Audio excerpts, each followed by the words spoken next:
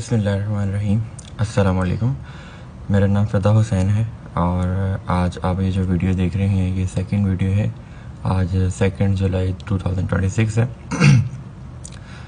मैंने अपने एक ब्रीफ इंट्रोडक्शन जो है वो लास्ट वाली वीडियो में दिया था, जिसमें मैंने अपने बारे में और इन वीडियोस को बनाने का जो पर्पज़ है उसमें डिफ़ाइन किया था।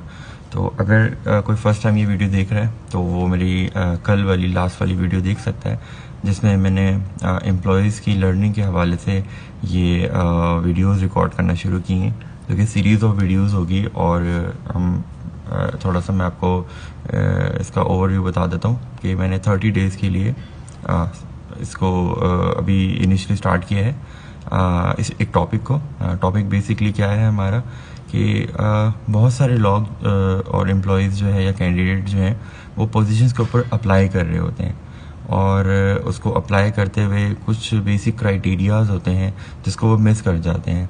वो क्या क्राइटेरिया होते हैं और वो हमें किस तरीके से देखना होता है, किसी भी जॉब पे अप्लाई करते वक्त किन बातों का ख्याल रखना ज़रूरी होता है, उसके ऊपर ये मैं आज की जो है वीडियो रिकॉर्ड कर रहा हूँ।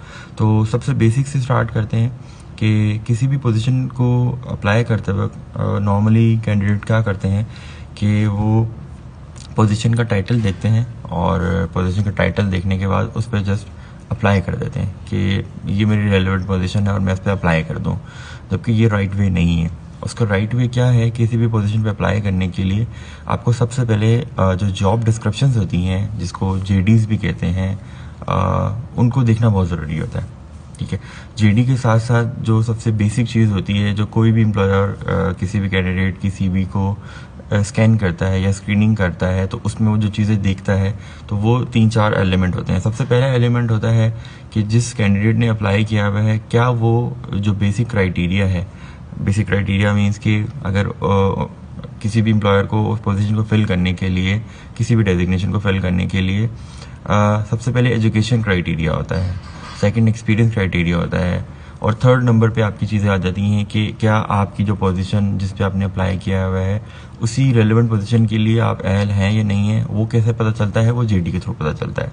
तो जैसे लाइक फॉर एग्जांपल कोई भी एक कैंडिडेट है, उसने एक पोजीशन देखी और उसको ये लगा कि यस ये मैं कर सकता हूँ, बट उसकी प्रोफाइल जो है उससे मैच नहीं करती। जब प्रोफाइल मैच नहीं करेगी तो कभी भी इंटरव्यू कॉल्स नहीं आती है। यही रीज़न है कि लोग बेतहाशा पोजीशन पे अप्लाई कर देते हैं। डिफरेंट वेज होते हैं अप्लाई करने के। लोग डायरेक्ट सीवी शेयर करते हैं, जॉब पोर्टल्स पे अप्लाई करते हैं, लिंक्डइन के ज़रिए अप्लाई करते हैं। नॉर्मली क्या होता है कि जितने भी एम्प्लॉयर्स होते हैं वो ईमेल एड्रेस प्रोवाइड करते हैं। आजकल व्हाट्सएप पे नंबर भी दिया जाता है कि ताकि फास्ट स्पीडी वे के अंदर जो है वो आपकी प्रोफाइल एम्प्लॉयर तक पहुंच जाए। सो आपने सबसे पहले जो देखनी है चीज़ें वो आपने ये देखना है कि आप जिस पोजीशन पे अप्लाई कर रहे हैं क्या आपकी एजुकेशन उससे मैच कर रही है। अगर कर रही है तो गुड। सेकंड चीज़ आपने ये देखनी है कि उसमें जो रिक्वायर्ड एक्सपीरियंस है, लाइक फॉर एग्जांपल आपने कहा कि ठीक है मेरी एजुकेशन मैच कर रही है बट क्राइटेरिया आपका मैच नहीं कर रहा, जो सेकंड क्राइटेरिया है उसमें उनको रिक्वायरमेंट है 6 से 7 साल के एक्सपीरियंस की। मीन्स कि वो पोजीशन एक ऐसी पोजीशन है, वो क्लरिकल पोजीशन नहीं है, तो उस वजह से क्या होगा कि आपकी प्रोफाइल आगे कंसिडर नहीं की जाएगी। तो आपने जो सेकंड चीज़ देखनी है वो ये देखनी है कि जो एक्सपीरियंस रिक्वायर्ड है वो आपके पास है, गुड। सेकंड चीज़ आपकी क्लियर हो गई। थर्ड चीज़ पे आप जाते हैं जो कि है आपकी जेडी।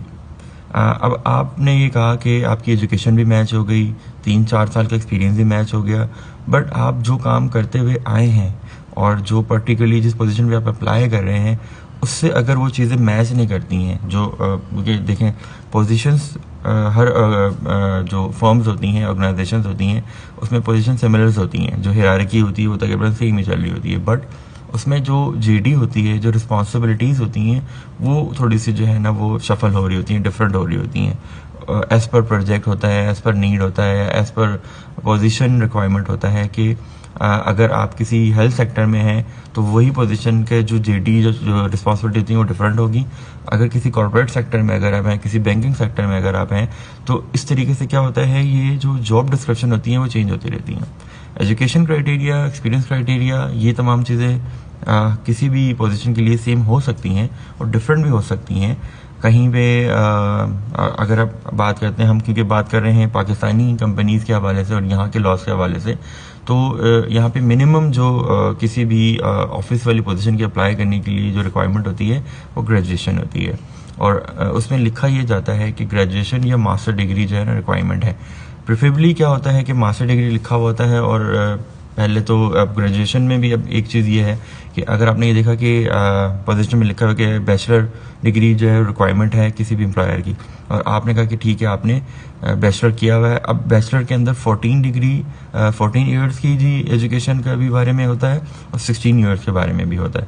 तो ज़्यादातर अब एम्प्लॉयर जो है वो प्रेफर कर रहे होते हैं 16 ईयर की एजुकेशन को बैचलर, और उसको कंसिडर करते हुए प्रोफाइल को स्कैन कर रहे होते हैं। तो ये आज की वीडियो के अंदर मैंने ये आपको समझाने की कोशिश की है कि जब भी किसी पोजीशन पे आप अप्लाई करें तो ये बेसिक जो चीज़ें हैं इनको लाजमी देखें। और हाँ, ये चीज़ भी आपको करनी होती है कि अगर आप जिस पोजीशन पे अप्लाई करने जा रहे हैं और जो आपकी करंट आपकी सीवी है या रिज्यूमे है वो उससे मैच नहीं कर रहा, मैच इन द सेंस कि आपकी जो जेडी है, जो जॉब डिस्क्रिप्शन है, जो रिस्पॉन्सिबिलिटीज है वो उससे मैच नहीं कर रही, और आप उसमें फिर भी अप्लाई करना चाहते हैं, तो उसमें आपको क्या करना होगा, अपनी जेडी को जो आपकी सीवी में मौजूद है उसको उसके हिसाब से आपको रिवाइज करना होगा।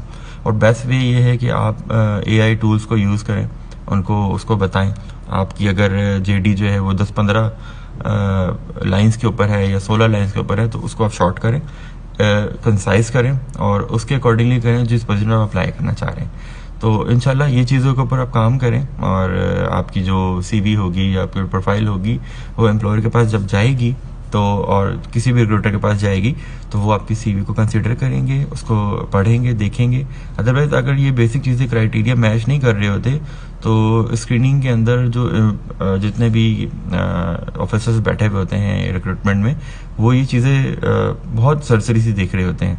अगर फर्स्ट अटैम्प्ट के अंदर आपकी CV उनकी आई को कैच कर जाती है तो फिर वो कंसिडर किया जाता है फर्दर उसको डिपार्टमेंट में फॉरवर्ड करने के लिए। ये सिमिलर बिल्कुल ऐसा ही है कि आपने कोई वीडियो देखना स्टार्ट की, कोई क्लिप आपने देखना स्टार्ट किया, कोई रील देखना स्टार्ट किया आपने, तो अगर आपको उसमें थोड़ा सा इंटरेस्ट होता है और आप इंटरेस्ट ले रहे होते हैं कि हाँ आपके मतलब की कोई चीज़ है या कोई फ़नी चीज़ है, तो उस सूरत में आप क्या करते हैं, उसको देखते हैं, आखिर तक देखते हैं। अदरवाइज़ क्या होता है कि आप उसको स्क्रॉल कर देते हैं और आगे चले जाते हैं। सेम बिल्कुल यही क्राइटेरिया अप्लाई हो रहा होता है जब आप किसी पोजीशन में अप्लाई करते हैं, तो जो रिक्रूटर होता है वो इन चीज़ों को देखता है, और इन बेसिक चीज़ों को देखने के बाद वो आपके रिज्यूमे को हटा देता है। और बिल्कुल ऐसे भी नहीं करना चाहिए कि आप हर पोजीशन पे आप अप्लाई करते रहें, जिसको जो क्राइटेरिया मैच नहीं भी कर रही आप उसको अप्लाई करते जाएं, तो ये जो चीज़ है ये चीज़ अच्छी नहीं होती, और इस वजह से आपको इंटरव्यू कॉल्स भी नहीं आ रही होती। तो इन चीज़ों पे काम कीजिए, और नेक्स्ट हम जो इसी टॉपिक को लेते हुए आगे चलते हुए नेक्स्ट वीडियो में इस पर हम बात करेंगे। Thank you so much. आप लोगों ने मेरी लास्ट वीडियो को लाइक किया और मुझे इस चीज़ के लिए इनकरेज किया कि मुझे बाकी और फर्दर अपनी वीडियोस को बनाना चाहिए, और जो मैंने सिलसिला स्टार्ट किया इसकी कंटिन्यू करना चाहिए मुझे। Thank you so much. In last ये मेरा सेकंड वीडियो थी, और नेक्स्ट इंशाल्लाह कल हम फिर दोबारा इससे आगे के टॉपिक के ऊपर बात करेंगे। Thank you so much. अपना ख्याल रखिएगा। अल्लाह हाफ़िज़।